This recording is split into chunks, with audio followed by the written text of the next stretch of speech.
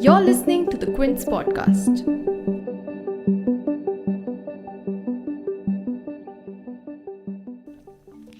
A Delhi High Court judge's transfer has triggered a political row in the capital. The judge concerned is Justice S Muralidhar, who we know brought to task the centre and the Delhi police recently over their lackadaisical efforts in controlling the violence that gripped several parts of northeast Delhi for 4 days. Now, the Supreme Court's collegium had recommended Justice Muralidhar's transfer to the Punjab and Haryana High Court on 12th February, and that's about 2 weeks before the northeast Delhi violence began. But it's the notification from the Law Ministry effecting the transfer, which came late at 11 p.m. on 26th February, that has led many to question if the timing perhaps had anything to do with his criticism of the Delhi police and the centre.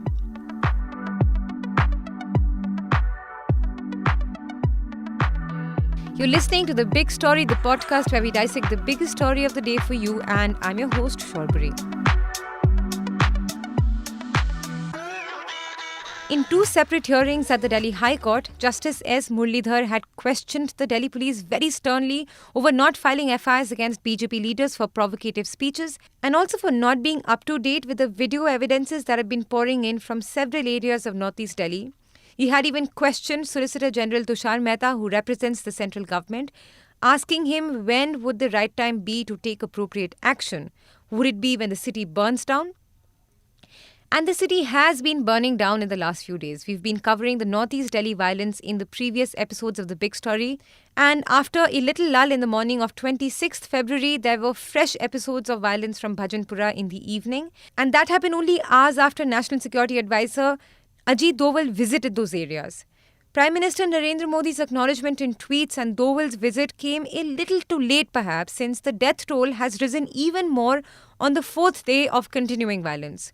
It stands at 34 people being officially declared dead now and more than 200 injured. And it is the Delhi police's inaction in all of this that Justice Muralidhar had criticized. After his transfer, the case was being heard by a division bench headed by Chief Justice D.N. Patel.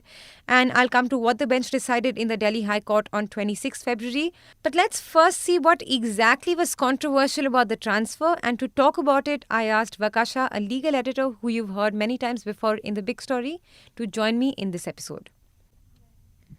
So, Vakasha, I want to ask you that the Supreme Court had made its recommendation to transfer Justice Muralidhar back on 12th February. That was 2 weeks before the Delhi violence had even begun. It's the notification that we saw come on 26th February from the centre. Can you tell me what exactly is controversial about the notification?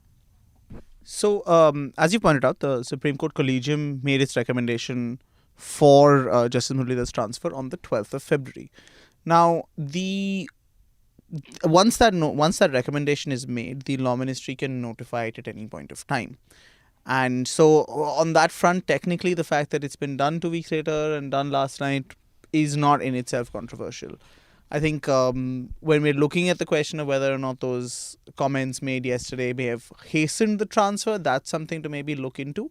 We can't say anything for certain, but there are sources in the Law Ministry and others who have said that the original idea and the plan was that it would be notified and effected next week, the transfer.